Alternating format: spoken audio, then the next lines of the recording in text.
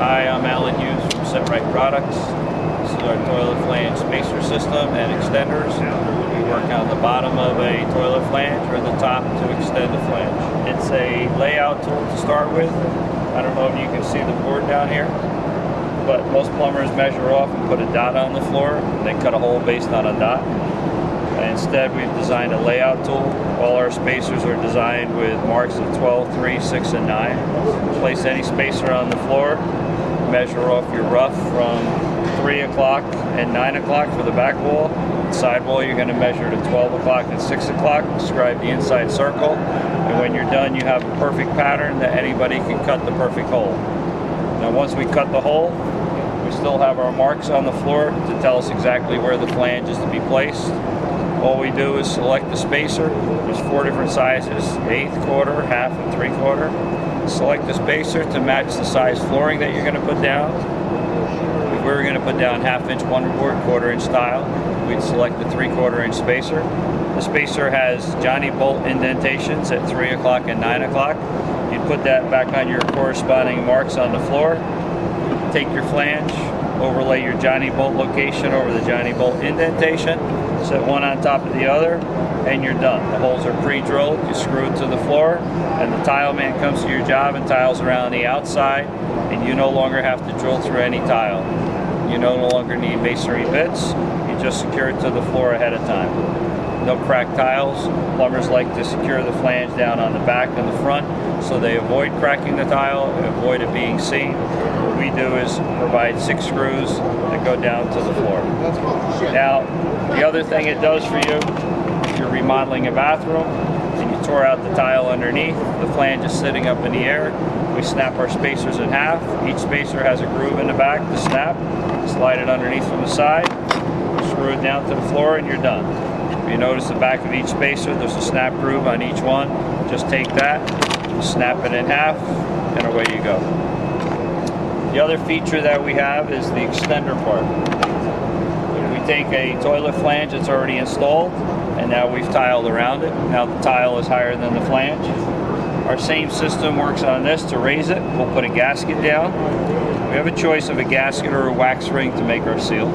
Take any one of the spacers, the 4 different kinds that you have, to bring it up to the finished floor height. We'll select a 1/2 inch spacer for this one.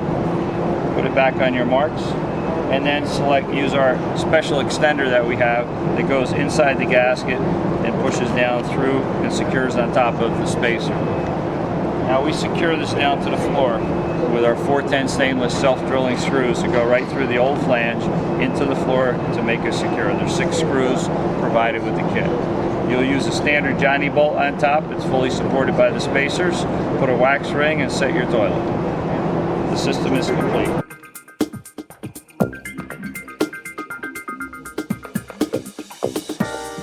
This would be our largest kit. This kit contains the 4 spacers, the extender, the gasket, and a full set of screws. Now this kit will work on the top or bottom of a flange. Whatever you don't use, you could reuse later on another job.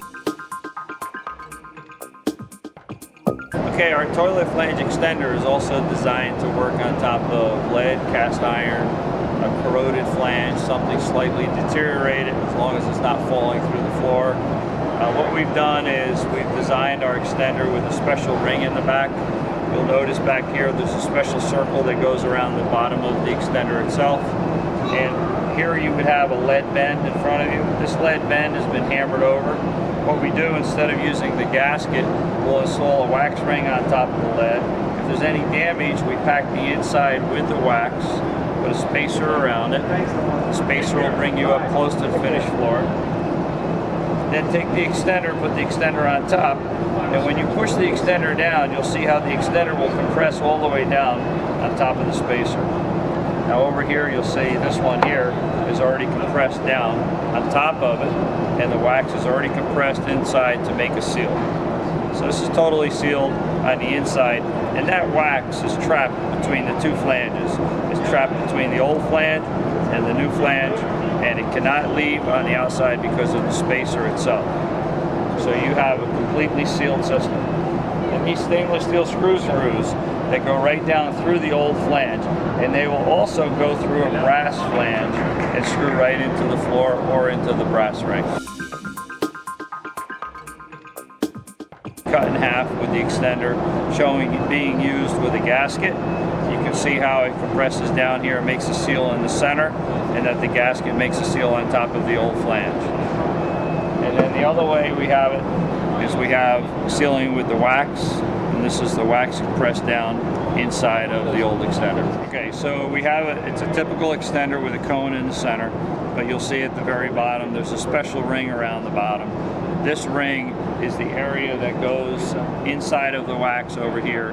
That void gets filled with wax to make the seal so it's water and gas tight. The idea of a toilet is 2 inches, maximum up to 2 1/4 inches.